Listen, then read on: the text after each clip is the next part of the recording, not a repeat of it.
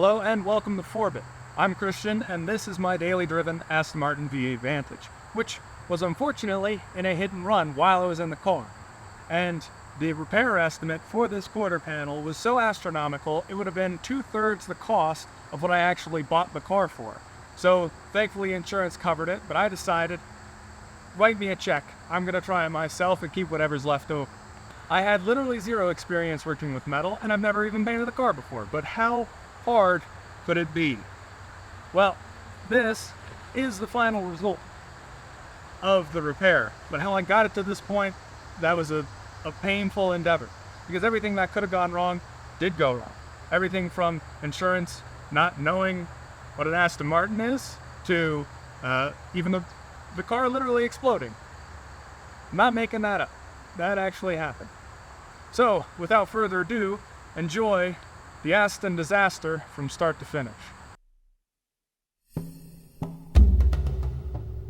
whole story began the night of the parade that came to my town when a truck that was pulling out from a stop sign seemingly mistook the gas for the brake and pulled out and hit the rear quarter of my car right there.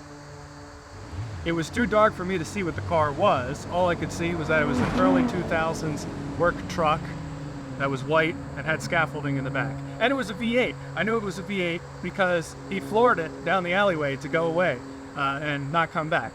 Despite being literally a few feet from the police station, they never caught the guy. There was no suspension damage, there was no wheel damage. It was all just cosmetic in this area. So fortunately I was able to drive it home. And, it all started going downhill from there because I got to find out what happens when you get in an accident with a very rare sports car. After the accident, I got in contact with my old works body shop since they're a DRP or direct repair shop for my insurance company, which means they can do estimates on repairs without an adjuster being present from the insurance company. But when I got there and we were looking over it, he said there was nothing in the computer database for this car. It does not exist. There's no repair procedures, there's no parts prices, there's no nothing. So he'd essentially have to be guessing at how much it was going to cost. And that wasn't the body shop's fault in any way. That's just the fact that the insurance companies don't have the kind of data for these small volume sports cars and exotics and rare cars like that. So what the foreman, Scotty, recommended to me was that I should go to the shop that's about an hour and a half away from me, where he sends the higher end cars for situations like this. And that was after he informed me that my quarter panel is steel, not aluminum, which would have been much more difficult if it was aluminum. That's a whole different ball game. Why would they insure in the first place if they didn't? A good question from the live audience. Why would they insure it So I call up the other shop and I ask, hey, are you a DRP, direct repair shop, for my insurance company? And they said yes. No, they were not. Because then they told me that I need to get an adjuster from my insurance company to come out, estimate the car, and then they can work with that. So, yeah. So I did. I contact my insurance company and they tell me to get in contact with their adjuster lady. And she doesn't respond for a week. So I call up the insurance company to say, hey, although I'm used to females ignoring me, can I get somebody to come estimate this repair, please? And they said, sorry, here's someone who exists. The guy shows up the next day in the morning and he looks at the car and he says, I have no idea how to estimate this. So why'd they send you out in the first place? So he recommends I actually speak to an adjuster in the zip code of that repair shop I was going to have the repair done by. That way, the adjuster and the shop can collaborate to come up with an estimate together. So I call up the guy he recommends, and that guy says that he's friends with the owner of that shop, which is awesome. So then they talked, and they said, we'll save you the trip, you can just send us pictures, which is really nice of them. Upon reviewing the photos, the shop and the adjuster both agreed that the quarter panel would need completely replaced. So I texted him, I was like, hey, Aston Martin parts are difficult to find. Here's a brand new quarter panel through a place I get parts for this car from. Scuderia parts, $2,800. Hopefully that helps, whatever. That was October 18th. Almost a week goes by, and I check in Monday. I say, hey, did you hear back from the shop at all? No, not yet. I'll reach out to him today. No worries. Friday rolls around. Hey, did you hear back at all? Monday, he says no. But I'll be in the shop today, and I'll find out then. November rolls around, and I'm noticing the pattern I'm experiencing. So I decide eventually to call the shop up directly and talk to them. The lady picks up, and I say, hey, do you know anything about this Aston Martin situation, the repair? There's somebody supposed to be getting an estimate with an adjuster. She says, I have no idea, but I'll call you back when I find out something. A week rolls around, and I got no phone call, so I call again. And I say, hey, I'm calling about an update on that '06 blue Aston Martin Vantage. Do you know anything about it? And presumably it's the same lady as before because it's the same voice. And yeah. And she says, I don't know anything about that, but I'll get right back to you. She did not. So, needless to say, I was a little frustrated at this point. After stubbornly refusing my mom's suggestion for me to call the insurance broker and tell him I'm straight up not having a good time, I figured he would just be doing the same, like, phone chasing, calling people and everything with no luck that I was going to have. I finally gave in and called him, and I was like, please, who do I have to kill to get an estimate for my car? And he says, I'm sorry to hear that you've been going through that. Let me contact him directly. Let me contact this adjuster directly and see what he says. Immediately after that phone call, he calls him, and right afterwards, I get a full estimate with all the parts and an apology that it took so long. It was a month to get an estimate. Despite, I gave them parts, numbers, like a link to it.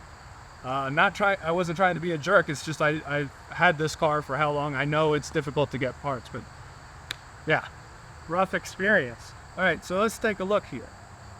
$20,172.82. Some highlights include the $400 for a rear reflector, which didn't really need it. This is the same one. This is I didn't replace it. It looks fine. It was just a slight crack on the end, and you can't even see it. Anyways.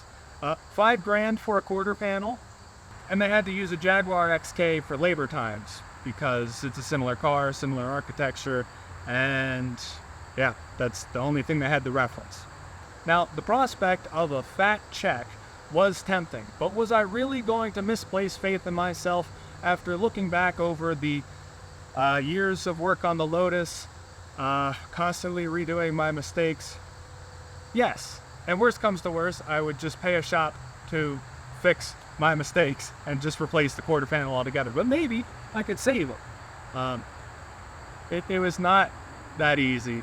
So I committed to this challenge by watching a bunch of YouTube videos on how to do metalwork, not knowing that there is a fiberglass piece behind this whole thing, so conventional metalworking tools like a dolly and a hammer would not work. But not to worry, I said. It'll be fine. And so it began, the Aston Martin repair.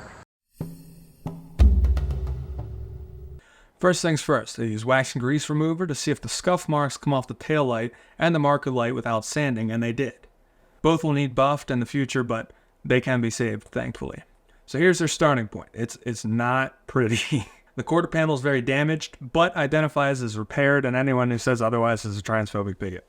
To get access to the damaged area from behind, I jacked the car up after loosening the lug nuts. With the wheel off, a few T30 Torx screws were removed to get to the inner fender liner and remove it, in addition to 2 hex heads below. 2 Phillips screws held the bumper to the quarter, and then after removing these, we got to removing the taillight. I unscrewed the 2 visible caps in the trunk and the nut in the fuse access area to release the taillight. There was a Phillips still holding the bumper to the quarter, and then finally there was a Torx T25, I think it was, I don't know. But I couldn't get it out, because I never have the right tools. Rule number 57, Christian never has the right tool. In this case, I needed a crow's foot to hold the spinning screw beneath while I loosened the top one, so I bought some from Advance. The screw had rust all the way through it and through the middle. I was very lucky it came out in one piece. The only thing left was disconnecting the 2 plugs and removing the 3 8mm nuts that center the tailpipe out the bumper. Then finally, to start the repair, I grab a hammer and start swinging. Okay, so pause for a second. You're supposed to use a dolly, which is basically like a metal bar of soap, to push the low spots or dents from behind the panel while hitting it with a slapper to bring out the dent. This is not what I'm doing. I was just hitting it with a hammer because I wanted to push this face back in, but thankfully I was too afraid to hit it too hard, so I chickened out and went to using the slapper and whatever I could get behind to even the edge out here. But it wasn't working too great because there was a fiberglass skin behind the panel which was in the way. So I tried to get access through this panel here, but no, you can't get to the dented area through here either. Yes, as it turns out, that fiberglass structure is bonded to the quarter in the exact spot where I need to get behind in order to push the dent out with the dolly. Great. So plan A didn't really work, but paint needed to come off either way, so I sanded it down to bare metal in preparation for plan B, a stud welder. I've never used one in my life, but how hard could it be?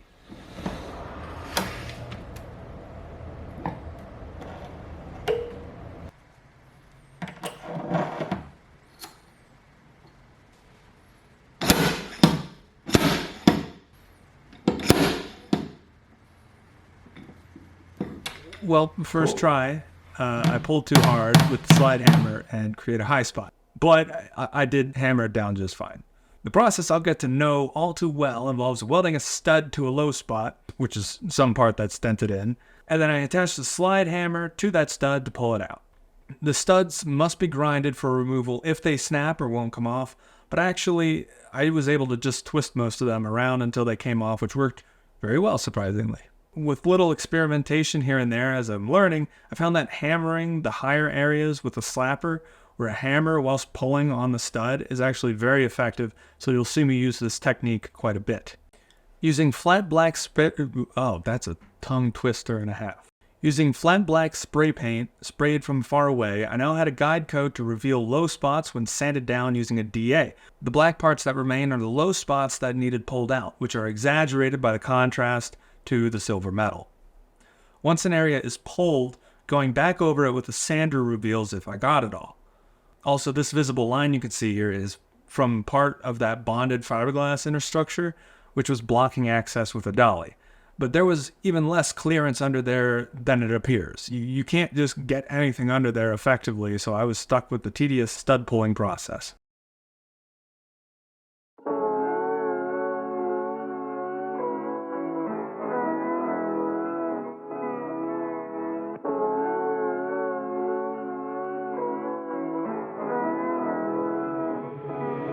Head keeps spinning when I go outdoors. It ain't no Porsche, but a whip like Fords. I miss my boy, hope he knows it. I lose focus, got no choice. Keep composure with this doja. And I might host, they're coming in closer. I got ghosts and I've been ghosting. I was coasting, now I'm choking. Now I'm going through the motions, I got potions, 3-point scoping, don't play zone it. I don't want fuck, baby, I'm just lonely. Put it on us if you ever gon' lie, cause I don't mind if it don't keep going. You know I'm high, but you know I ain't joking. You know I write songs, but you know I ain't open. I know I ain't boasting, maybe I'm broken. Things said quiet sound like an explosion. Only for a moment, I'm finna hold you when it's all over. Know what I know, and I don't need closure, I don't need peace. If I didn't pick up your call on time, it's cause I'm on D&D.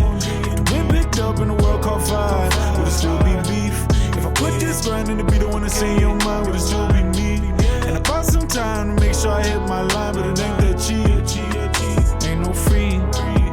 Might be what I want, but it's not what I need. No need to hold your fire. I'll be okay on mama's. I'll be just fine without you.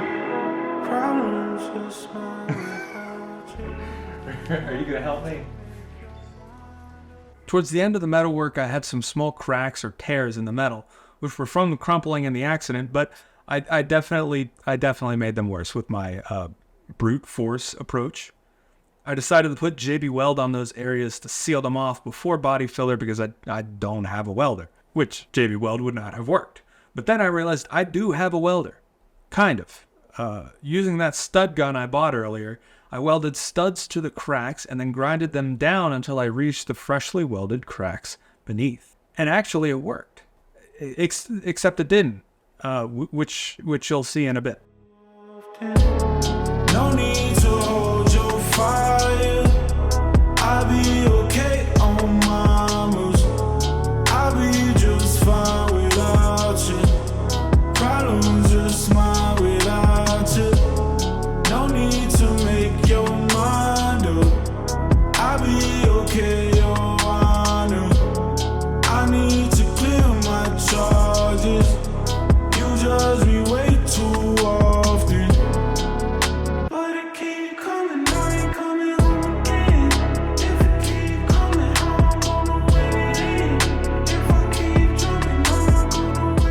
So once I thought I was done, it was ready for body filler, which would then need sanded down outside, away from all the HVAC systems so that I would not get evicted from the garage. Again.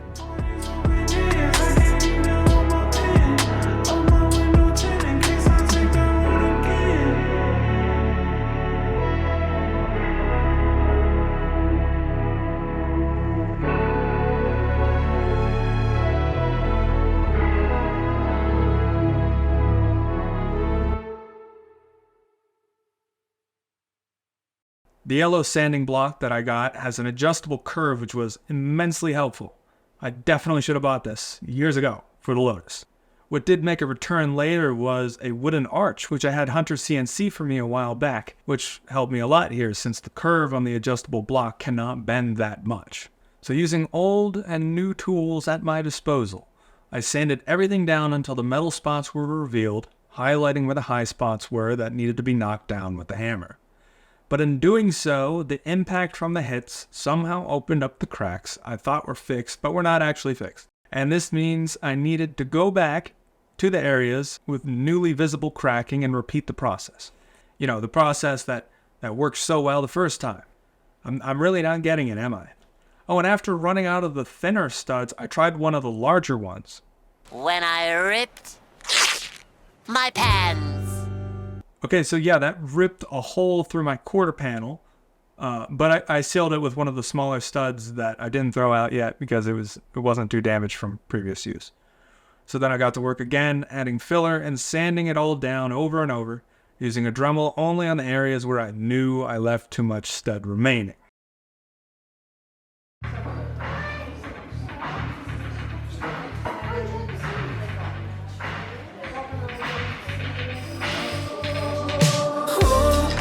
Something's not right. I'm asking you why you said those lies again. I know you might feel a shift in your life. Wishing you had a guy to spend all the time to mend you. Impatient, telling you if you don't know it. I bet you it might go away if you come out and say it. You've been acting like you're stuck in gray. I told you that it's all okay, but I feel like my words are wasted. Baby, I can see the look on your face. Got me down to my knees, oh Lord, I pray. We are gonna go world two ways, oh no. These changes I'm facing, you hate it, and it's heartbreaking. Yeah, these changes, they feel aimless, like it's shaking, your heart's fading. These changes I'm facing, you hate it, and it's heartbreaking. Yeah, these changes, they feel aimless, like it's shaking, your heart's fading. I keep changing and changing, think I'm out of my mind. Using a trick I learned from the channel Luxury Car Repair, I used the 1-inch tape to create a perfect bodyline arc by lining it up with the edge of the panel. This was incredibly effective in keeping the perfect thickness of this face all the way around, which can be extremely difficult when eyeballing it.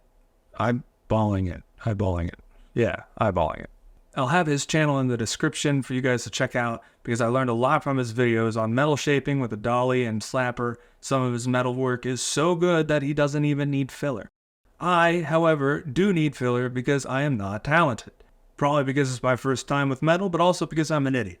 So I got the metalwork as straight as I could and used filler on the slight waviness that remained, sanding like 95% of that off and just repeating filler and then sanding a bunch of times, just repeating that process because I can never get it perfect. I can look in your face and still know that I'm tried. Just tell me what you want from me, no. Life change, about to cut my tooth. I'm about to fill my brain till I wet my roof. I need to clean my stains while I got my youth. I'm about to feed my pain while I'm in my booth. I got a rolly wrist bust down, I don't know the time. I see my homies getting run down, just don't go inside. Yeah, I know I'm gonna run town, just give me a while. But when I show you what I done, now you don't even smile. These changes I'm facing, you hate it, and it's heartbreaking. Yeah, these changes, they feel aimless. I can't take it, your heart's fading. These changes I'm facing, you hate it, and it's heartbreaking. When knocking down the areas with a hammer, guess what happened?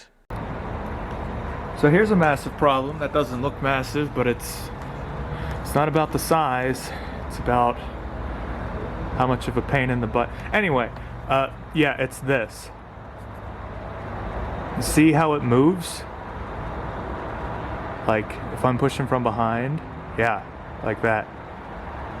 Gay innuendos aside, this actually needs fixed. Yes, the cracks opened up again. My initial fix wasn't working, as you should probably have expected from watching any of my other videos, so I had to figure out a new solution to weld those cracks without a welder. But even if I did have a welder, would I be introducing too much heat into these areas and warping them? But then I thought, can you solder steel panels? Apparently yes, according to a person on the internet. He claims that it does work, but you can't use normal rosin core solder, which contains lead. It has to be acid core and lead-free plumbing solder. So I picked this stuff up from Advance and got to work attempting to solder these cracks, ignoring the sole one-star review claiming it was awful stuff. I couldn't get it hot enough, probably because of a bad tip or something, I don't know. So I switched to my new one I bought and never used, and then lost, and then found. Although it warns me not to use this kind of solder with it because it will wear the tip too much. But after blatantly ignoring the instructions warning, I gave it a shot and it worked. You have to crank it up to like 5 though, because the operating temperature is so high. And this stuff really sucked to work with, because it was either completely liquid or completely solid with no in-between, which really sucks when gravity is not on your side. I believe this is a trait of all lead-free solder though, not just this stuff. I don't know. I'm not a professional. You're not even supposed to use a gun or an iron, apparently. This stuff is used for like copper pipes, and they use a blowtorch instead, which I didn't want to do here for the same reason I didn't want someone welding it. Heat is the problem. So with my work around here, you can obviously see I'm struggling, but I do eventually get it. It just took a bunch of tries until the solder had complete coverage, which was achieved by applying some from the back side as well to seep into the crack and fill it entirely on both sides of the panel. Here you can see me testing its strength by pulling on it, and it worked. Score 1 for listening to someone on the internet. Hi everyone, Maple Carrot here. You know, I can almost taste the magic in the air. Wow, a hocus pocus certified banger.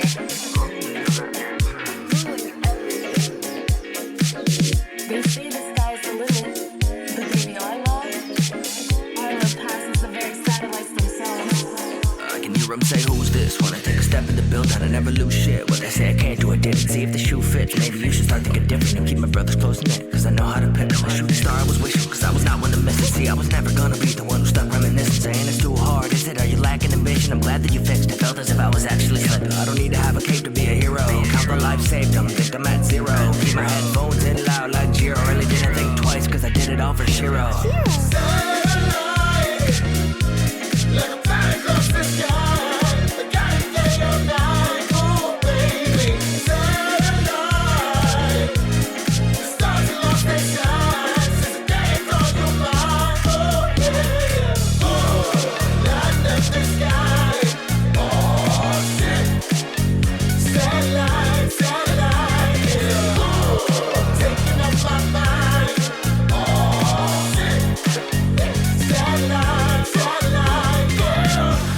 lot of bad advice, and that's right. I don't think that you should ask me twice. I find they're only mad at me because they're mad at life. That's half the price, but you should learn to ask me nice. Giving up things I changed. It's been a break since I lost my frame. Saying I can never see the shit the same when I'm really trying to take you out quick like stains. You know that only one thing remains. When we're on different pages, shouldn't be complacent. Looking back on all the different times I went and wasted. Why did I get wasted? Wish I could erase it. Sympathy for David, faces, stars in your eyes, sensation. Did you put the Harry Styles in your playlist? Baby, everything about you is so amazing. A-list, face card, say-list.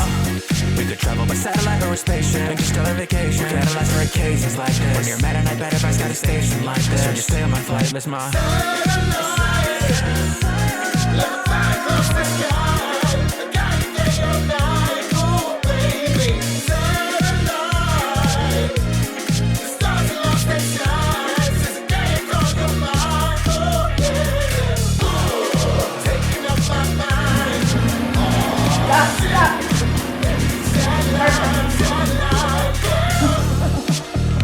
Yeah, no problem there. How close I am to snapping. Now in the barn, I covered up everything off camera and trash bags to prevent overspray. For very small imperfections prior to primer, I used the red spot putty and briefly sanded them down before wiping everything multiple times with wax and grease remover, and giving the repair of coat of primer from an aerosol can of Rust-Oleum 2-in-1 filler primer. Because this stage is the final bit before painting, the bodywork has to be as perfect as you can get it, because all imperfections will be visible in the final product. Any waviness or bumps you can feel with your hand will be very apparent when glossy paint goes over it, so it's imperative that you correct all the issues even if it requires going back to filler again, which I did. Areas where metal becomes visible are high spots that are almost guaranteed to register as bumps in the final product because filler and primer sand away but metal doesn't, so those spots will need to be knocked down with a hammer a lot of the time. Thankfully when I did, none of the cracks returned like before, meaning the soldering idea really did seem to hold up so far. This whole process is especially time consuming because every time you spray primer, you really gotta wait like 2 days before sanding at least, otherwise coarser sandpaper will rip it up and clog the paper. Being that this primer is technically 1K, or one component without a separate catalyst, you gotta wait significantly longer than that before putting base and clear on top. But I really do like this stuff for its convenience and how nicely it sands, plus, in my experience, it's proven to actually be waterproof like it claims, unlike a lot of other 1K products. Once you work up past 320 grit, which I used on the DA with an interface pad, the surface becomes smooth enough to look at the reflection in the light. You're looking for any bumps or ripples in the surface so that it can be addressed now rather than later. This white filler poking through here is okay because you can't actually see it in the reflection itself, but for reasons like I mentioned before, visible metal can spell trouble. But this looked pretty good, so I sprayed 1 or 2 more coats on top off camera just in case, and focused my attention onto the back side of the quarter panel, which had exposed metal and burn through marks from the stud gun that needed sanded and coated. Once sanded to make sure there's no rust or dirt that could possibly get in the way, I doused those areas in primer so that everything is protected from the elements. I let all that dry overnight and got to work reassembling the car so that it can be driven. It was December 19th at this point, and I figured that not only did I need a car to drive, I also needed to make sure my repairs were truly good and all the soldered cracks and everything were truly crack-proof. So then after Christmas and New Year's, I'd get to painting. So long as nothing major comes up in the meantime. A few days before the new year, I was sitting in my car idling when I heard a weird gurgling noise coming from my engine bay. So I turned the car off, and a few seconds after, it went kaboom.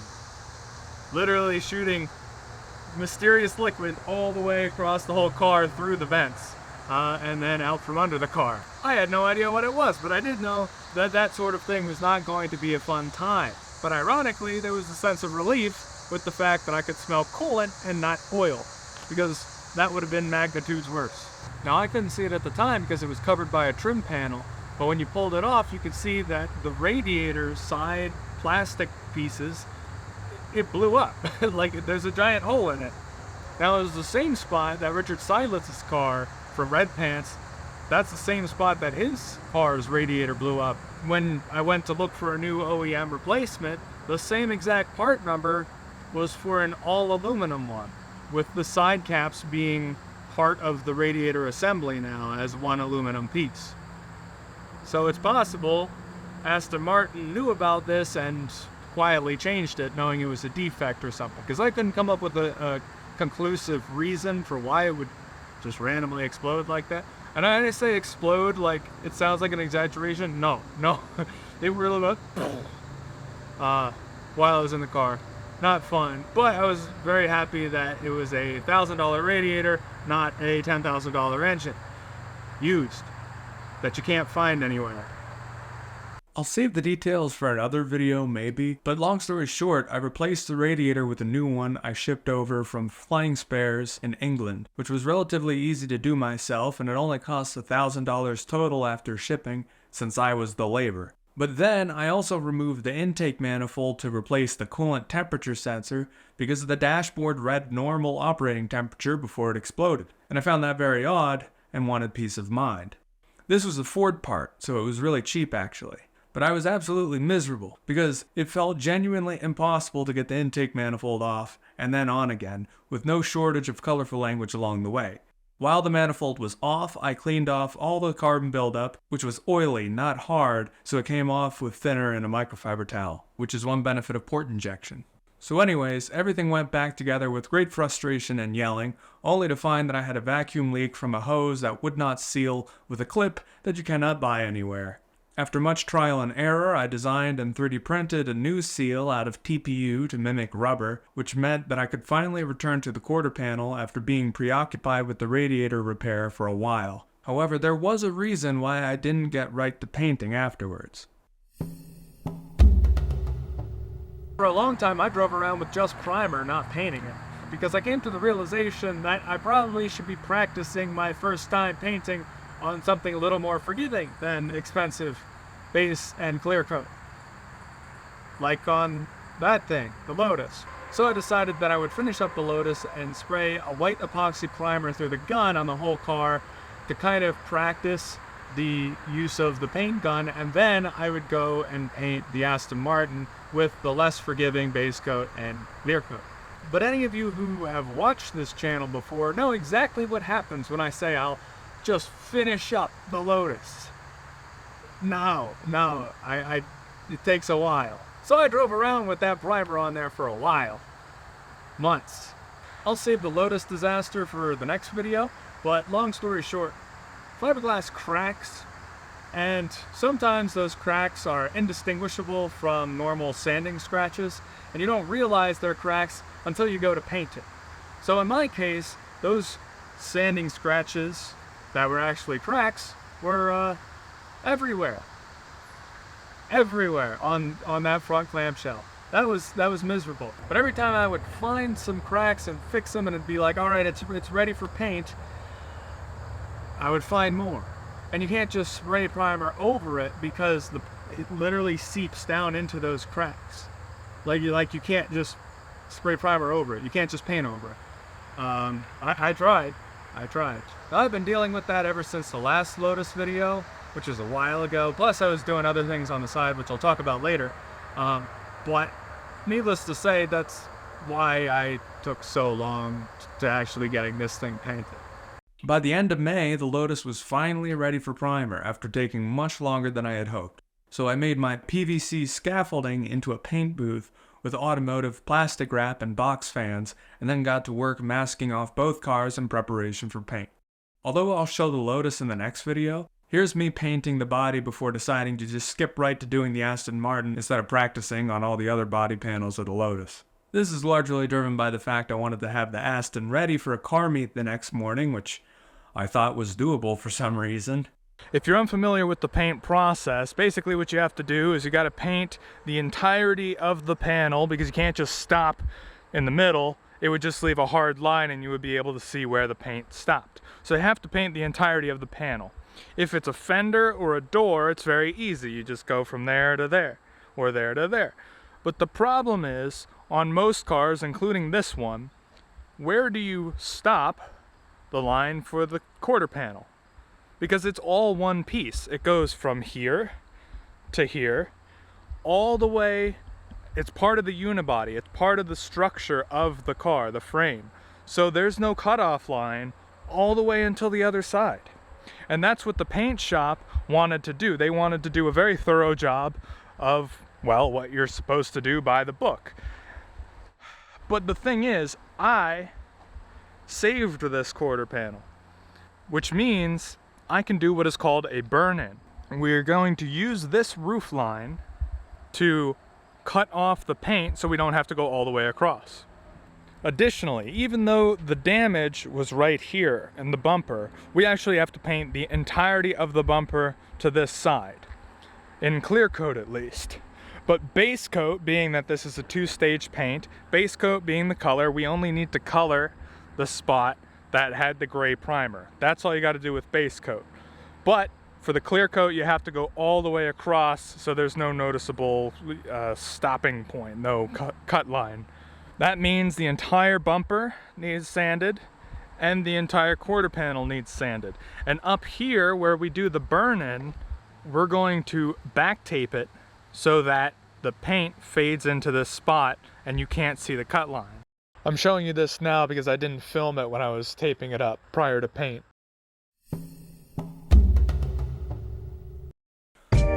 To get the paint to stick, I used 600 grit sandpaper over the entire bumper and quarter panel, using the tape to prevent me from accidentally sanding the trim, although in hindsight I think I should have used 800 instead on the areas not getting base coat. Shameless, never reckless, good and careless, all in one day. Faked it, but I made it, never wasted. Repeat the next day. Being around, I rest my eyes till the sun goes down. Between my 9 to 5.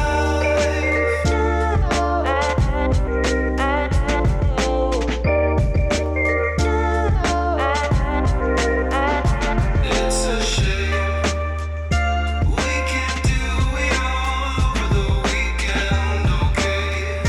Maybe I'm overstimulated by the same routine, so second nature and mundane, boring dreams with broken wings.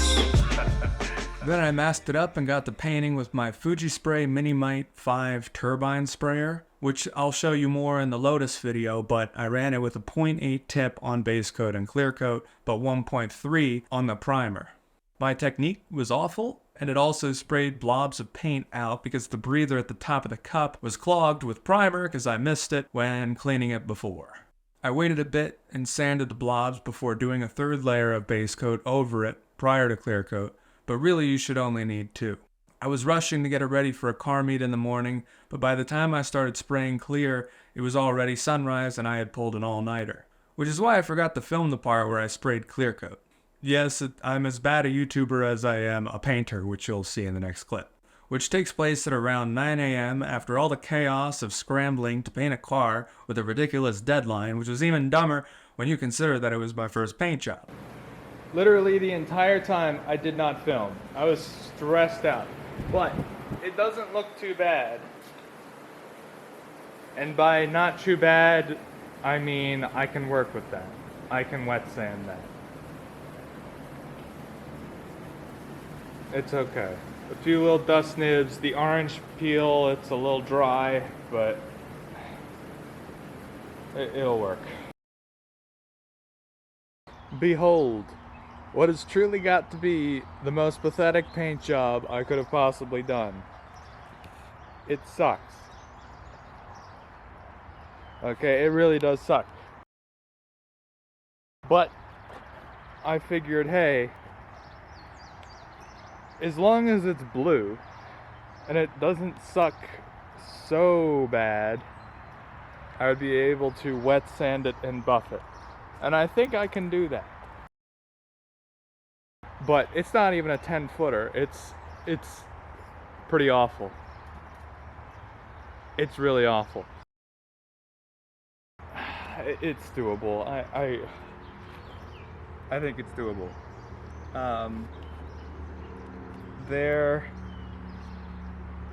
I rushed and hit the tail light on there. I scratched with my nail. Orange peels really bad. The masking stuff I used didn't do its job.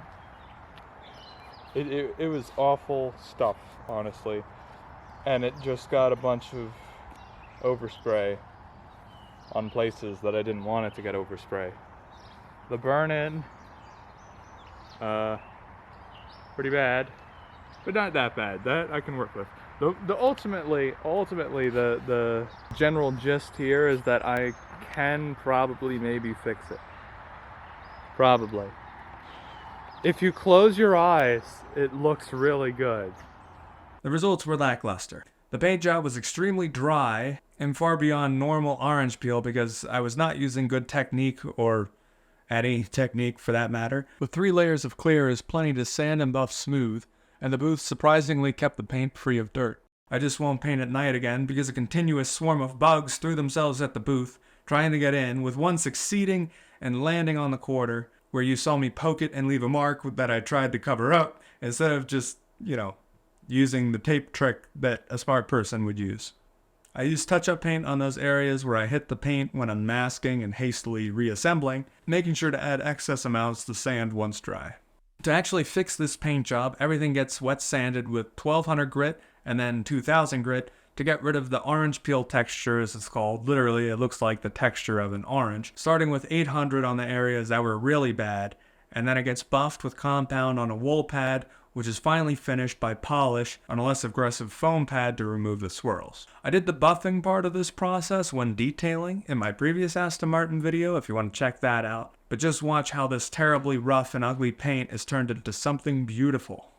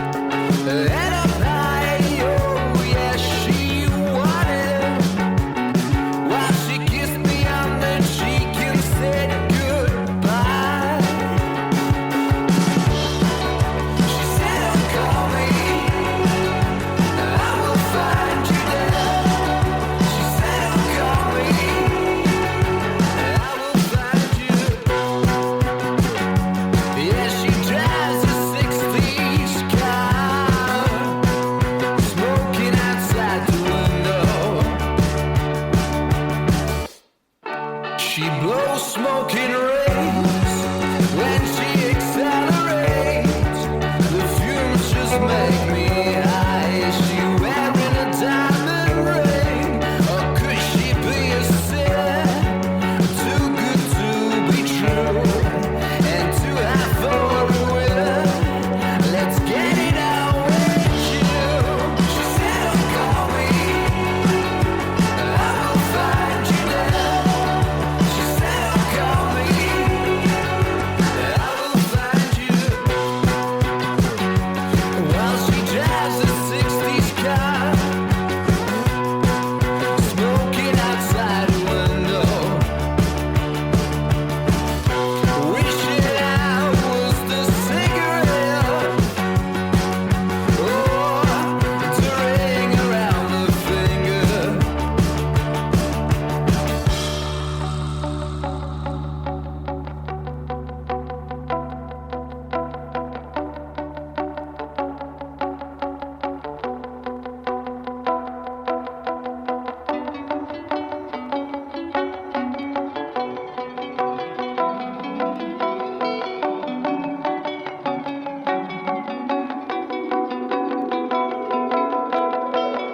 In the Monte Carlo bar, the last band played while we became to voice and guitar. I begged for one to come, but she just spoke the words, "Hold on."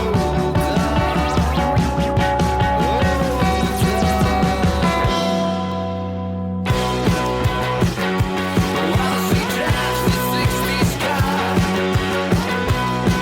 smoking outside the window, wishing I was the cigarette, to ring around the finger. Said, "Oh, call me, I will find you there." She said, "Oh, call me, I will find you there." She said, "Oh, call me, I will find you there." She said, "Oh, call me."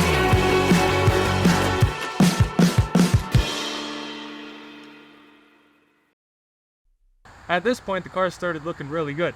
All I needed to do at this point was wet sand a few more spots and then just roll pad and then foam pad the rest, and I'd be done.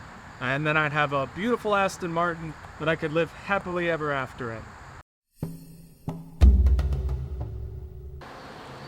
Yeah, we have a problem. This spot here, I did not spray enough paint when I originally painted it, so it was really dry. I thought I'd be able to sand it and there would be enough paint there that I could just kind of buff it out. No. So I need to actually redo that. Now, by the book, you're supposed to do the entire panel again if you have to repaint it.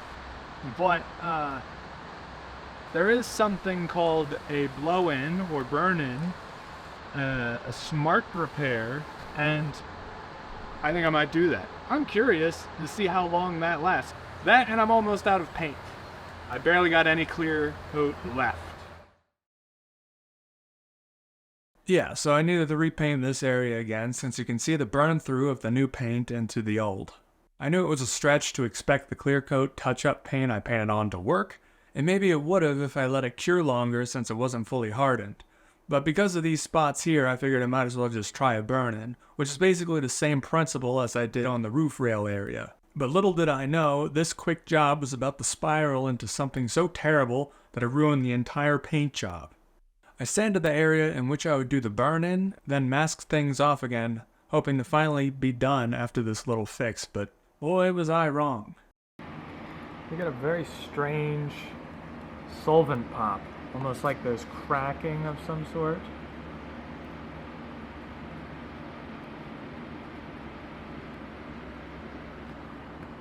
But just on that area.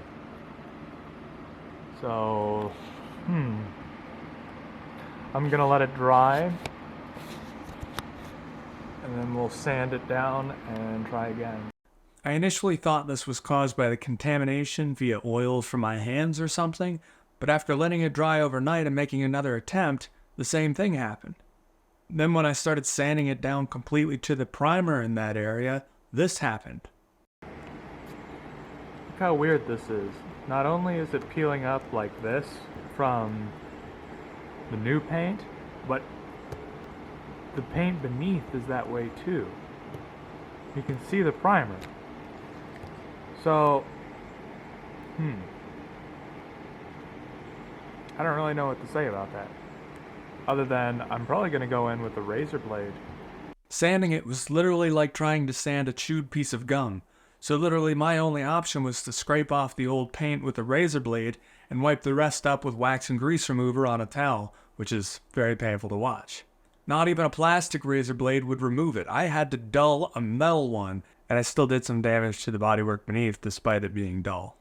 I genuinely had never seen this before, and I had no idea why it happened, but it seemed like it got gummy wherever I sanded, so all I could do was use filler to feather out the gap between the primer and the paint, and just push the area I was going to burn in further to the right. But this made no sense. I've been able to wet sand and buff it just fine, yet even primer would start wrinkling up when I sprayed. But how? The paint had almost a month at this point to fully harden, and I carefully mixed the proper amount of reducer and the clear with its hardener. So what's the problem? I didn't know at this point, but it didn't simply cause the inconvenience of having to scrape it all off. The real problem was actually far worse than I initially realized. This here is a little visual to illustrate what was happening, viewed perpendicular to the panel.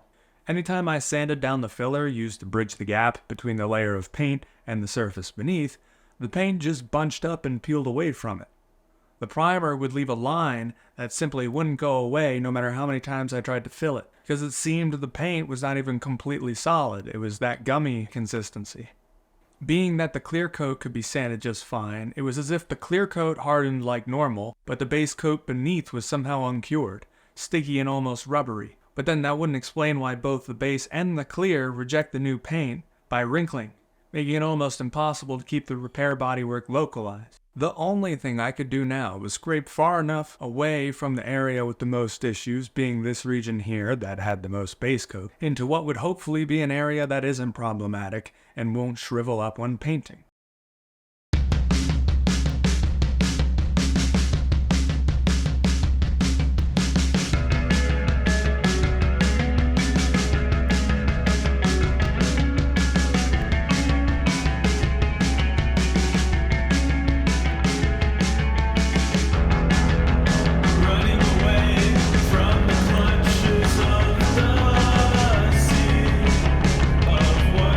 Chasing after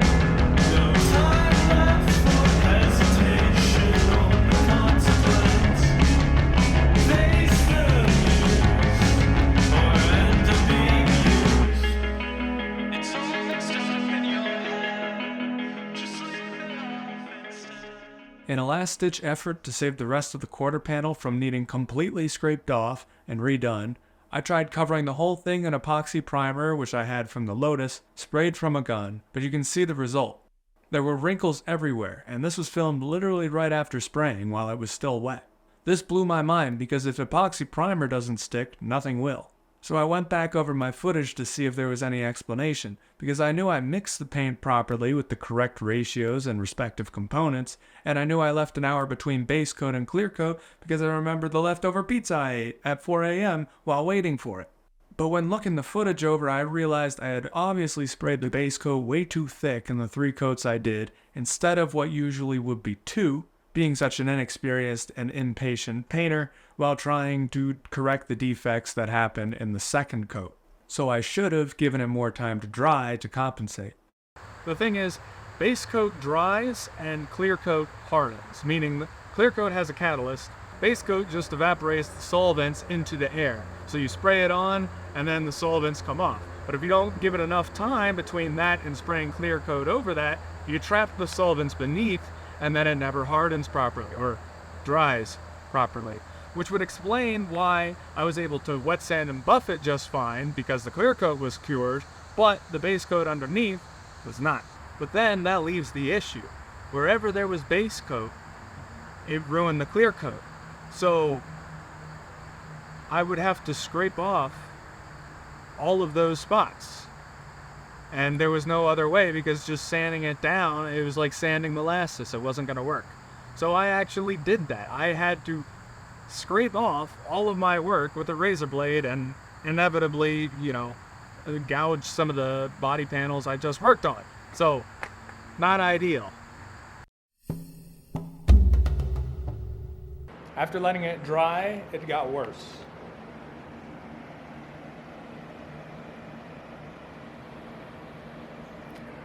It's really bad, but look on the bright side.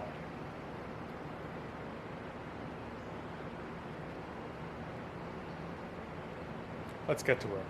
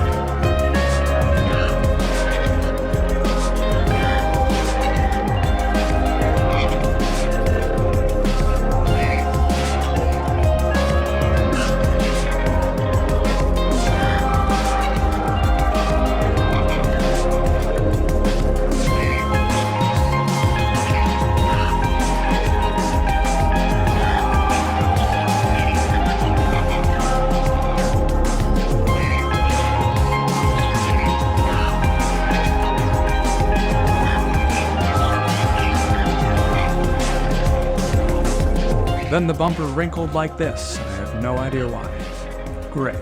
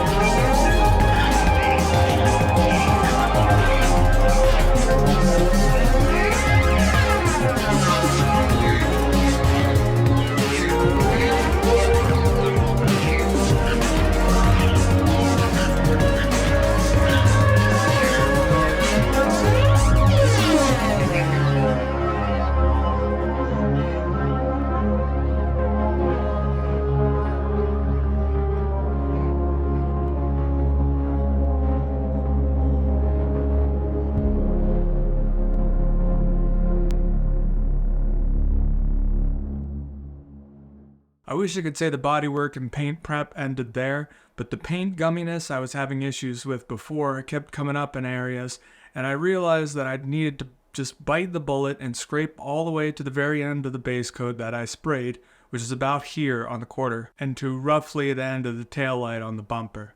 It's not something I wanted to do, by no means, but I was tired of putting in the work only to find the same issue occurring again and again, and I knew I'd thank myself later for not cutting corners now. Either way, I'd have to respray the entire quarter and bumper instead of doing that burn-in like I initially wanted, so it was a matter of just replicating the sanding process I used before in preparation for that first paint job.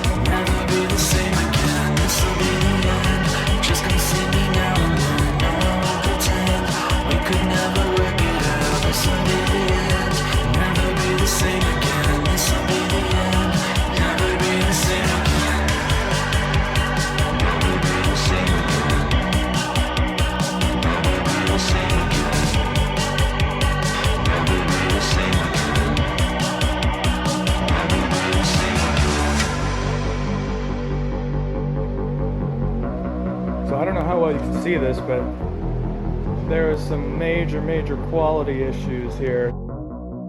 The first coat of clear got quite a lot of dust in it as well as heavy orange peel, so I let that dry for a while and sanded it down a bit to remove those imperfections, which I would then follow up with 2 more layers of clear that would now have much less orange peel and fewer imperfections than without that prior sanding.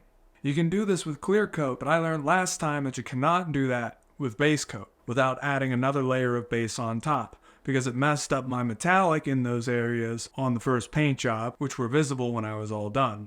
Another mistake I learned to avoid from last time was drying time for the base coat, which I ended up leaving overnight before spraying clear to guarantee I wouldn't have any of that gummy paint problems this time around.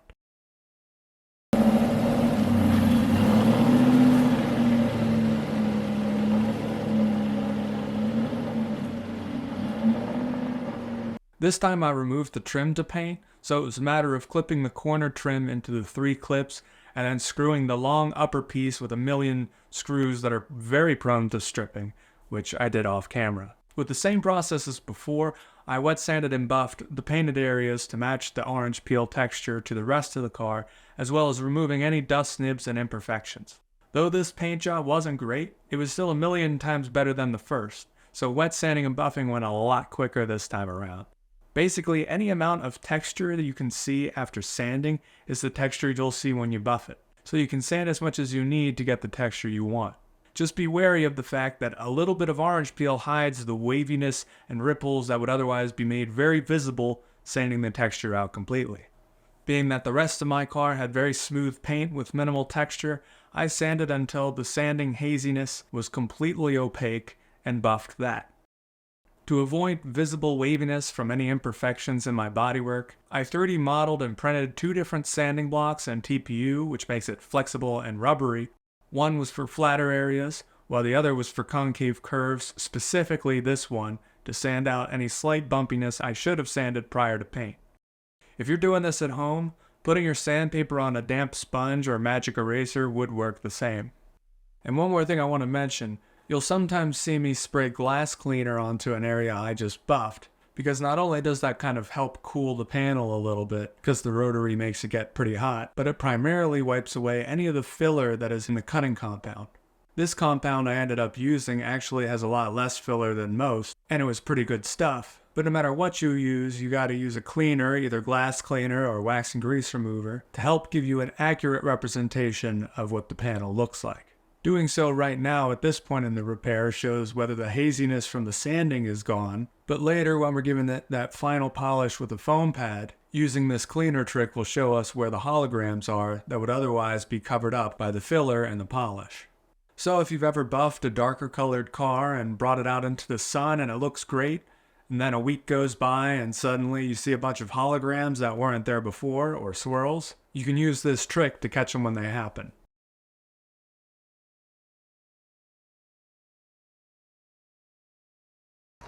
Alright, so here's the deal.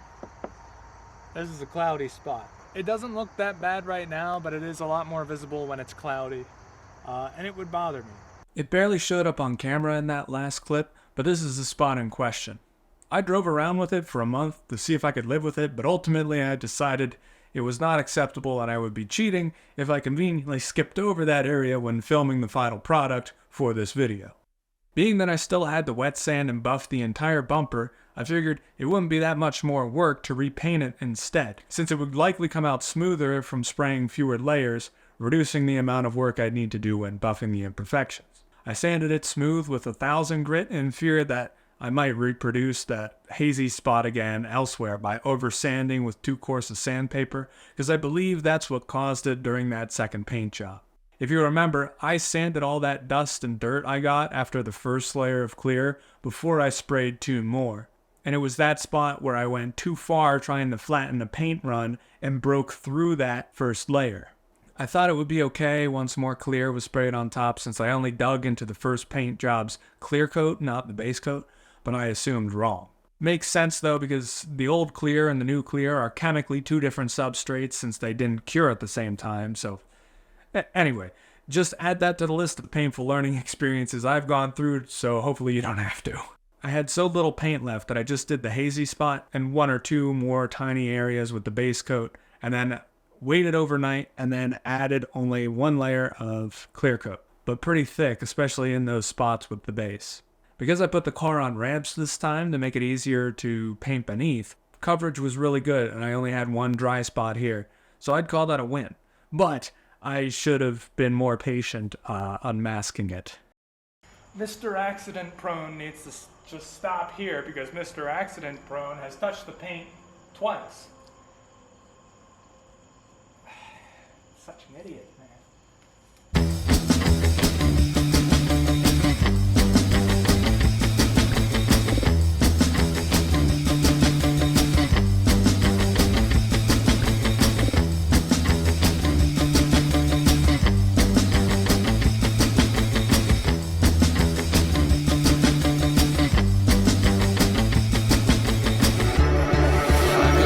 Hold out for now.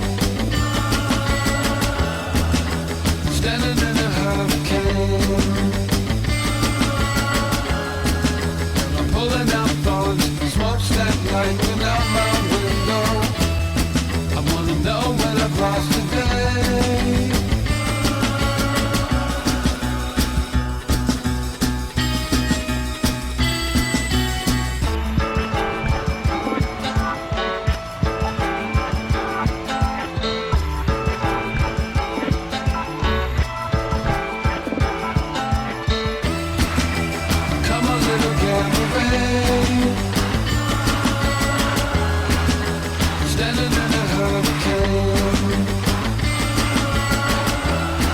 And your body is born like a refugee from a house that's burning.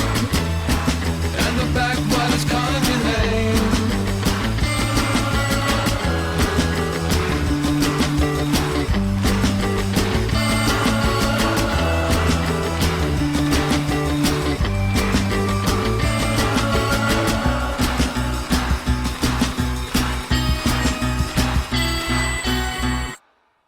Off camera, I made a big mistake because I tried to buff a spot that I knew showed signs it wasn't fully cured, and I burned through it, damaging the paint and my detailing ego in the process. This was very frustrating, and I certainly was not going to repaint it a third time, so I applied touch-up paint from me to wet sand and buff it later when it's cured, like you saw me do on the trunk. I also applied some to the other side, and a gash there from when I bought the car. Anyways, I was trying to use this air polisher in areas where the big rotary buffer couldn't fit, but being that this is a random orbital and not a rotary, I had no luck. You can see here that a rotary just spins, making it very precise, whereas an orbital shakes, making it far inferior in precision, but more forgiving, and it doesn't leave holograms like a rotary does. This makes it great for light polishing, but in this circumstance I need the cutting power of a rotary. So my solution came in the form of a Dremel attachment, which coincidentally matched the M6 threads of the air polisher's backing plates, making my cordless Dremel into a mini rotary buffer. With 2 wool pads and a foam, I was finally able to buff out those sanding scratches in difficult to reach places, but it highlighted an important point for you guys who are replicating this process. Don't sand what you can't easily get to with a buffer.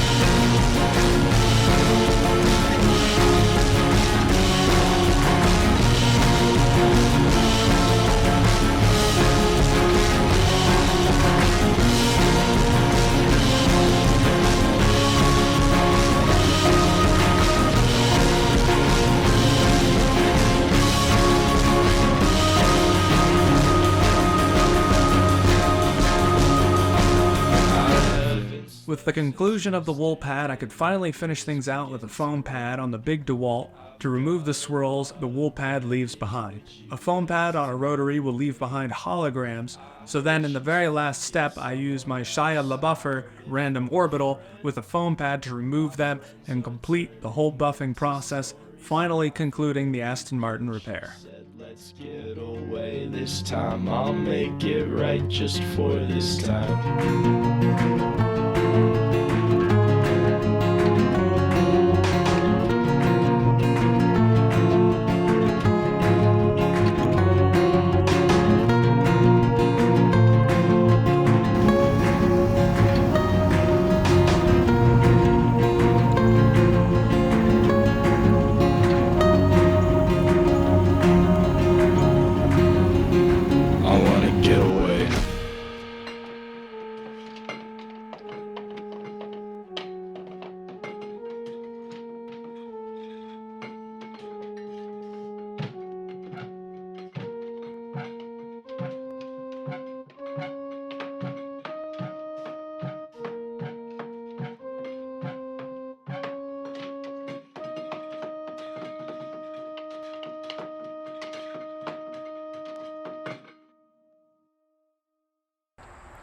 Here we are in the sun, and this is a true test as to whether or not a car's buffing job was good or bad. Anything can look good in the shade, but yeah, this is a real test. But and this is after I washed it and got rid of all of the polish that was, still left to make it look better. So this is the true form of the car, the true completed car. I had driven this around, so it's not completely clean, but it looks pretty good, I would say, especially for a DIY paint job. not really anything to note.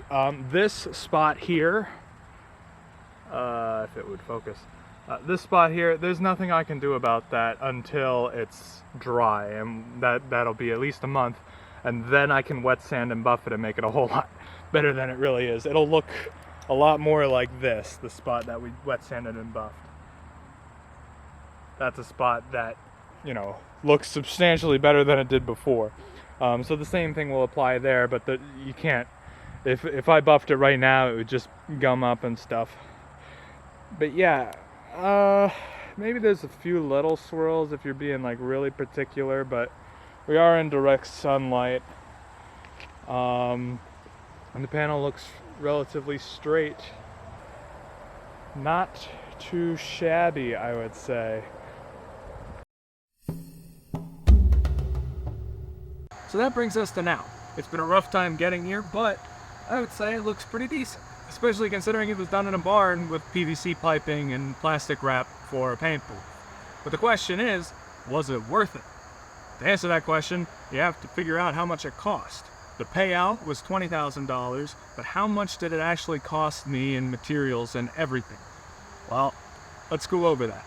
So, starting off with the metalwork, we had the stud welder and studs, which was $100, plus a ball peen hammer and a door skin repair kit, all from Harbor Freight, totaling $146 total for that metalworking. The soldering gun I won't be including because I already had that, but the plumbing solder was $12. Also, that soldering gun is a Weller WCL 100, if you're curious. It was like 40 bucks. That rusty bolt I replaced in the taillight, that was like 90 cents. That's just kind of like a miscellaneous thing. And then filler. Filler, I already had normal body filler, but I did not have the lightweight filler. I ran out on the Lotus. And that was $32. So I didn't use the whole tube, so that kind of evens things out. Also, the same situation with sandpaper. I already had most of the sandpaper, but I did not have that curved sanding block, so I included the full cost of that sanding block plus the sandpaper that was needed to go with it for $44. I used a lot of the rattle can primer on this car and the Lotus, shared between the two, but I would say about 2 cans worth of it was used on this car, totaling about $16. Then there was that white speed coat epoxy primer that you spray from a gun. I already bought that for the Lotus, and that was $150 for that entire gallon, but I only used about $20 worth on the Aston. I calculated it based on the quantity. Then there was the actual paint. I got a quart of base coat mixed to my paint code by Zimmerman's Auto Body, plus the reducer, totaling $141. And then the 2 quarts of clear coat. Get it together, Biden. 2 quarts of clear coat with the hardener, one from my original purchase and one from when I had to go back and get more because I had to redo it, the paint job, totaling $155 for the 2. So together with, just closed out of what I was reading. Why am I doing this YouTube thing? I still suck at it. All these years, I still suck at it. So all the paint together, excluding primer, so that's base coat, reducer, clear coat, hardener, that all totals $300 in paint. At least in my circumstance, that equates to about a quart of each paint required to paint a quarter of the car with 2 or 3 coats. You can use that as a reference if you want. And finally, there's a lot of miscellaneous stuff that doesn't normally go into people's calculations when they do these sort of things, but it's very important and it adds up to a lot. So I'm just gonna read them off now. I got a 40 pack of disposable microfiber towels, a quart of wax and grease remover, a gallon of lacquer thinner for cleaning the guns, a 50 pack of paint strainers, fine line tape, masking film, paint cups, tack cloths, nitrile gloves because the normal latex gloves will melt in your hand, filler spreaders and a mixing board, 1-inch tape and 2-inch tape, and finally cutting compound. That totals $285 in miscellaneous junk that doesn't even get on the car. So that's a pretty big expense that most people don't factor in when they do these sort of things, and most people don't tally it up when they do these videos. So just so you know, there's a big list of stuff that would be laying around for most people that do this sort of thing, but when you're first starting, it can really add up.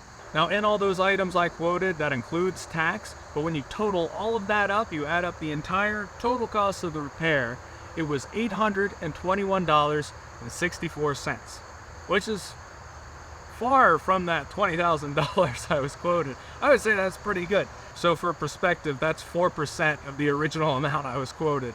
Or, put simply, I would have paid more money in the sales tax of that quote than I would have just doing the repair myself. Because taxation is theft. But there were a few things that I didn't include in the calculation that I'll go over now.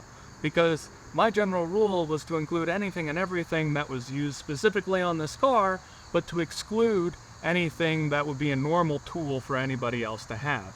So that buffer I have, the DeWalt, I've had that for a while. I've used it for many other things, little detailing things on the side, so I didn't include that. I didn't include the compound or polish I used, except for the one compound I needed, because the turtle wax stuff that I normally really like just wasn't cutting it. I didn't include the cost of the paint booth either, because one, I forgot the receipts, I can't find them, and two, I already had the lights and the fans, but to me, the whole thing cost about $200 or so. I made this back in episode 12 of the Lotus rebuild, using a bunch of PVC piping to make scaffolding that is roughly 15 by 9.5 by 7.5 feet, all held up without any glue so that it can be taken down and tucked away into the corner or something, and it hasn't fallen on me yet. The only glue that was used was to hold these pieces here to form headers. Using a lot of duct tape, I wrapped a bunch of automotive masking film around the whole thing, and set fans up with house filters to keep the air clean, ultimately settling on 2 filtered fans blowing in and 1 unfiltered blowing out. If you want to make this yourself, you'll need about 15 10-foot pipes cut down into 7 and 3 feet pipes, as well as 4 90-degree elbows, 6 T's, 4 corners, and 2 quad 90s. I don't know what they're called, but that's what I'm calling them. Another thing I didn't include in the calculation was the turbine paint sprayer, which was $1,065, plus I got a 0.8 tip to go along with it for $65 as well. So the 0.8 tip I was using to spray the base coat and clear coat, and the 1.3 that normally comes with the gun in the kit was for primer. Now a turbine sprayer is actually a pretty unconventional way of doing it. Ordinarily you would just buy an air compressor, and that compresses the air from the outside into a tank, which a spray gun then uses to spray on the car. But the problem is, if you ever Google it to see what specs you need, the CFM and the capacity to actually run a spray setup, you cannot find a clear answer. Because it's all about how much you want to inconvenience yourself. It's all about how long you want to spray and how much you hate yourself, I guess. Back when I was shopping for an air compressor, to find one that is actually capable of handling an automotive spray gun for a decent amount of time and has the CFM and the capacity needed, you're gonna pay at least $500 for one used on Facebook Marketplace. And assuming that thing even works, you need an inline filter, you need your gun obviously, your lines, and you need probably an air-water separator, because otherwise moisture builds up inside that tank and can spray onto your car, and that really sucks. So once I actually itemized all of that and added all the cost of the total air compressor paint sprayer setup, it just made sense to get this turbine sprayer. The way these things work is it's basically just a really powerful air compressor, sort of, without the tank. So it just pulls the air in and shoots it right out, without putting it in a tank and risking the possibility of moisture building up, which is really nice. That being said, it will not spray as high volume, high pressure as a full, shop air compressor, but most people do not have that. Maybe for you, something different would work out. You could get a turbine sprayer used probably, but what you could actually do is, if you have a decent size air compressor already, maybe try like an LVLP gun instead of an HVLP gun. That could save you from having to buy something really expensive just to keep up with a normal gun.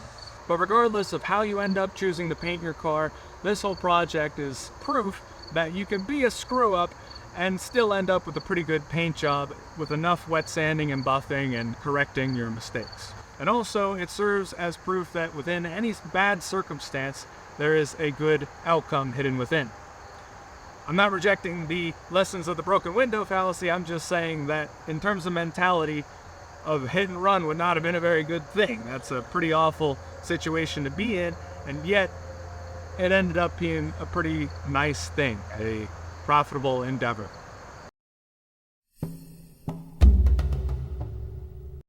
So that's that, the story of the Aston Disaster. But one piece is still missing from the equation. Where have I been all this time? I would have landed primo on that, and that would have sucked. This is why I don't skateboard anymore. Yeah, where have I been all this time? That's the question. A little over a year and a half ago, I was realizing that this channel was not going to be profitable. It did not have the views necessary to actually make this into a real sustainable thing. So, in addition to the fact that my crypto trading was just not going well, I just sucked at it, I don't know why. I decided to take a bunch of my business ideas that I've had, lay them out on the table and see, okay, which one would have the lowest barrier of entry and be the most viable. I chose one, which ended up being what I called Limbo, where I subsequently posted a bunch of mixed reality racing videos. Basically, I put a green screen in front of my racing simulator while I was playing a video game, and then through advanced compositing techniques and stuff used in films with a tremendous amount of motion tracking and techniques, I came up with a very unique way of doing it to make it look very realistic. I basically place myself, my hands, my steering wheel and everything into the game.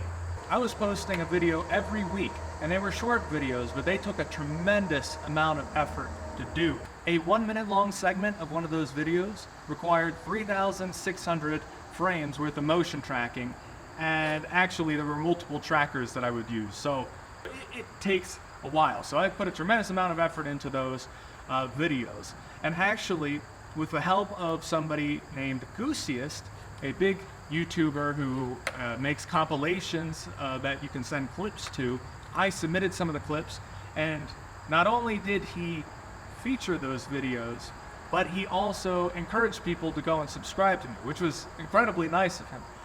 And that act of kindness brought me to 5,000 subscribers, way more than this channel had. The problem was that because these videos are so short and they're not scalable, making a 10-minute video takes months. I was never able to get the watch hours necessary to get monetized, meaning in order to make money from ad revenue, I would need to make much longer videos. So ultimately, I decided, instead of making these short videos that weren't getting me the watch hours necessary, I decided to make a long video sequel to the one video called Limbo versus AI that I did and got pretty nice amount of views. It was 32,000 views, which was really good for me. So I spent months on that sequel until it got to a point where I thought it was better than the first, significantly better than the first. I featured my parents, a lot of green screen stuff, like of me actually outside. I was expecting it to do very well, but the first time I posted it, it did not. It did not get many views at all. I re-uploaded it with a different thumbnail, a different title, because, you know, maybe the YouTube algorithm was just not publishing it for that reason, showing it to people, and it just bombed. Like, it bombed hard. So after all that hard work, in addition to all the personal things going on in my life, I quit that channel. I'm not sure if I'm gonna come back. I might, I probably will. I have no idea. I have no idea. Frustrated with the lack of results I was getting from all my hard work, it became pretty clear that I was not very good at YouTube, and I should find something else to do, because it's not, I can't do it. I can make videos, but I cannot figure out the algorithm. Dude, alright, chill there, that's fine, but please stay away from the lens. Where was I? Oh yes, woe is me. At the time, I turned to two inventions that I had come up with, both of which relating to carbon fiber. The one, I actually had a working prototype for after a little bit of work. It was a fraction of the weight of traditional carbon fiber, while eliminating practically all of the drawbacks. I decided, hey, why don't I get a patent for it? And then I looked up how much it costs to get a patent, and how long it takes. after a year and a half at the very minimum, if you pay the expedited processing fee and everything, it'll cost you about 25 grand total. That's with lawyer fees and everything. And that's assuming they actually approve you. And because I don't have a factory laying around to produce this sort of thing and ramp up production, I would not have been able to do it under a provisional patent, nor would I have been able to just keep it a trade secret. So the patent was not going to be an option. Now at the time I was also designing cars non-stop, at the very least to build up a portfolio if I did want to take it to a car design company if my own ventures were not going to go well, because I didn't go to school for it or anything. But there was one car design that I was working very hard on that I started to really like. It was called the Morosche, or the Morosche, and it was based on a Boxster, a 986 Boxster, designed to fit as a rebody to the car. You remove all the body panels and put these new body panels on them. And I thought, like, with all that money and time I would spend getting the patent for the carbon fiber, I might as well just, I could probably just make this car. In fact, I wouldn't even have to have the car to model it. I could model most of the design and then buy the car later, a wrecked Boxster for only a few grand, 3D scan it with a 3D scanner, adjust all the mounting points in the 3D model, and then 3D print pieces of a plug to glue together, or a pattern as it's also called, then take a fiberglass mold from that, and then take the final part from that mold.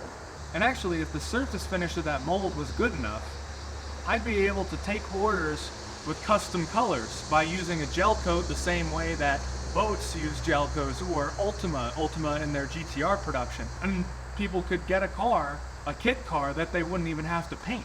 They wouldn't have to do any bodywork to. They could just order the color they want. Feast your eyes upon the Morosche. The idea would be for me to first make the exterior of the car to sell as a kit to any customers who are interested, compatible with the soft top and hard top that is just traditionally on these normal Boxsters, and then make a hard top that you can swap on, and then make an interior version. But it would all be completely modular, so that you could have just the exterior of the car if you wanted, and then keep your stock Boxster interior, or you could get just the interior package and then keep a stock Boxster exterior, or have a combination of both. And that's not all. This exterior and interior kit could be adapted to fit not just the 986 Boxster, but also the 996, 911, and the 997 and 987 generations that came after, only by making a different quarter panel and engine cover, because all two-door Porsches from 1997 to 2012 are almost identical from the doors forward, including the frame and interior.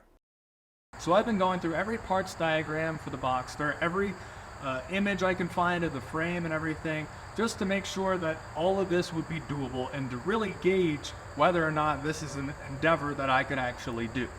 And I think it is doable. I'm just not sure about the time frame. But all this remains an idea just for now. And it's kind of contingent, at least influenced by whether or not this channel does well by the time the Lotus is finished. That's when I'll make a judgment call. Do I call it quits on this channel, or do I continue making the Morosche, or start making the Morosche for that matter? So I've been doing all the research and engineering work behind the scenes, in addition to starting the 3D model of the car, but none of that would start. I wouldn't even buy the Boxster until after the Lotus is finished, which is actually closer than it would seem. But realistically, right now is probably not the best time to be starting a supercar, or any car-related company, or any company for that matter, because the yield curve is inverted, and it indicates that there will be a recession within, early 2025. So realistically, I should probably just be buying puts. If you have no idea what I'm talking about, look up the Austrian boom-bust cycle. That is the Austrian School of Economics. Mises.org, you can look at them. But because this is an automotive channel, I'll just say this. Look at a lot of these car companies right now. Aston Martin, McLaren, Lamborghini, and then a dozen startups that have millions of dollars worth of investors and are still in the prototype phase. But Aston Martin, McLaren, Lamborghini, they're all taking basic cars, reskinning them, with a different body and then charging like 5 times the price. Aston Martin just did this with the Valor, or the Valor, and then they took that car, put side skirts on it, and then made it $2 million instead of $1 million. It really looks like the glut phase towards the end of the boom, spurred on by artificially low interest rates caused by the central bank, the Federal Reserve, which will inevitably result in a bust.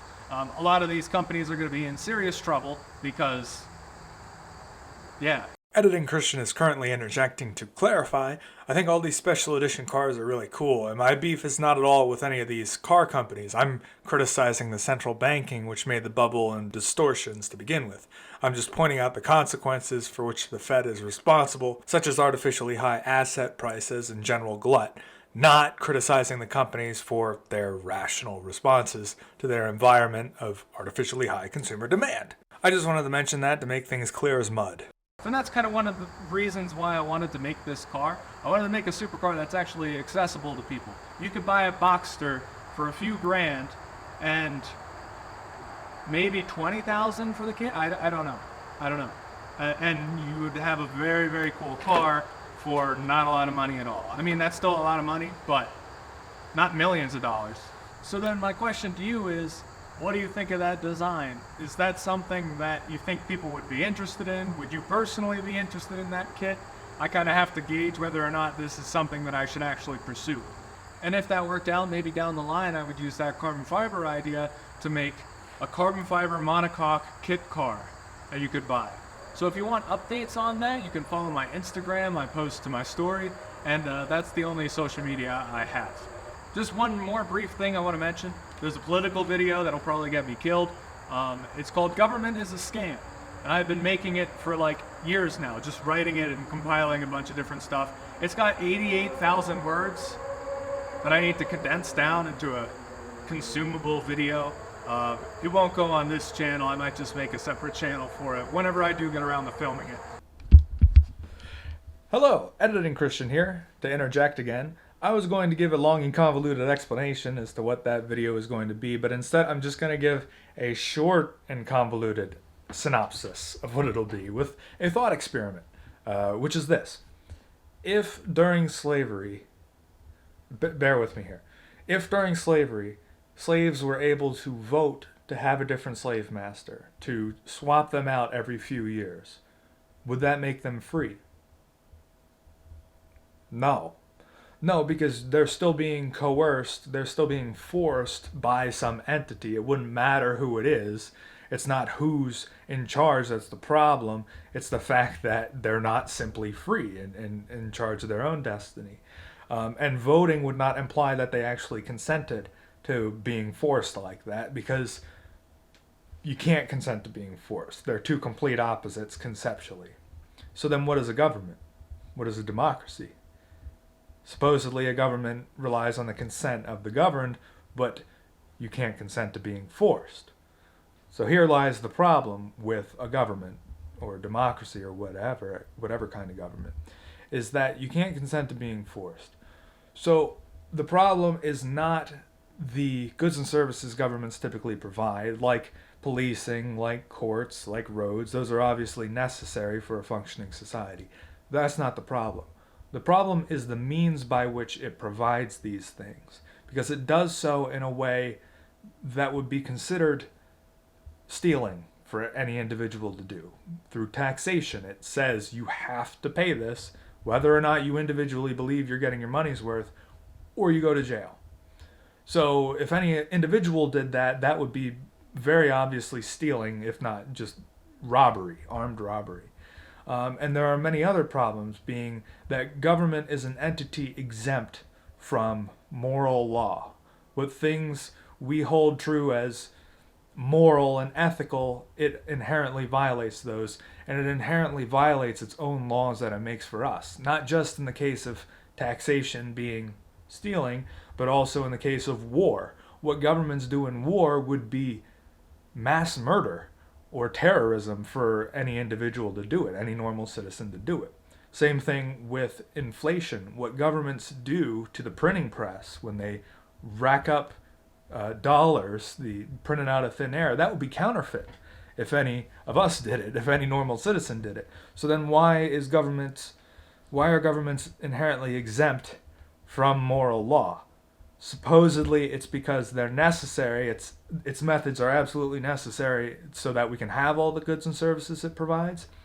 But what I prove in that video, or will prove in that video, is that you don't need a government to have all the goods and services governments typically provide. They could be provided the same way private goods are.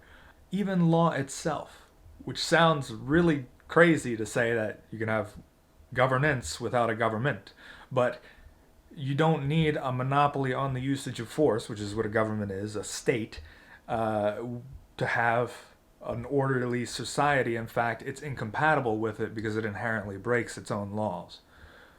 So that means that a government is not a necessary evil, it's just plain evil. If government's this thing where we all get together to agree on peace and, order and resolving disputes in an orderly manner, it wouldn't make sense to just say, all right, well, let's give up all our weapons to this one group of people or this one dude.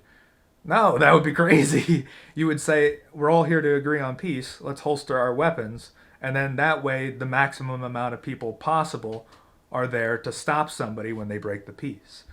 You would make it legal to preserve the peace, but not legal to break it, which is what governments can do. They can break the peace. That's by definition. Eventually, those who are elected in power, the power becomes so centralized that they just realize, if we just stay here in power, like, what are the people going to do? They're going to vote us out? Like, no, we said we're staying. What are you going to do about it? Nothing. So democracy always turns into a dictatorship inevitably, and you'll see a glimpse of that very soon in the coming months in America. It'll be surprising to a lot of people. They'll say, how could they get away with this? No, this is exactly what you should expect, because this is what will always happen. They almost always end in hyperinflation too. That's how you destroy a society, and we're also mathematically on that path too. And the amount of debt we have, it's more expensive to service the debt than it is to pay any other item in our budget. Meaning rolling over the debt, not paying it down, but just paying the interest is not something that can be afforded any longer. So eventually you'll have to default and print the money. I'm always the optimistic one. But yeah, for some people, it'll be a video that they won't want to give a chance. I would suggest people watch it even if they don't plan on agreeing with it, but that'll come out sometime, and it will not be on this channel. It'll be on a different channel. So I'll spare you that on this channel. But yeah, I'll keep you updated. When it's done, it will be the most important thing I will have ever made. And I genuinely believe that. It could change your whole perspective on everything if you let it. So I'm just saying that's maybe something some people would be interested in. But anyways, I'll quit yapping, okay? I genuinely appreciate you watching these videos, and I hope to see you around for the next video. It'll be a Lotus one, and that'll be coming soon. So anyways, thank you for watching, and I'll see you in the next video.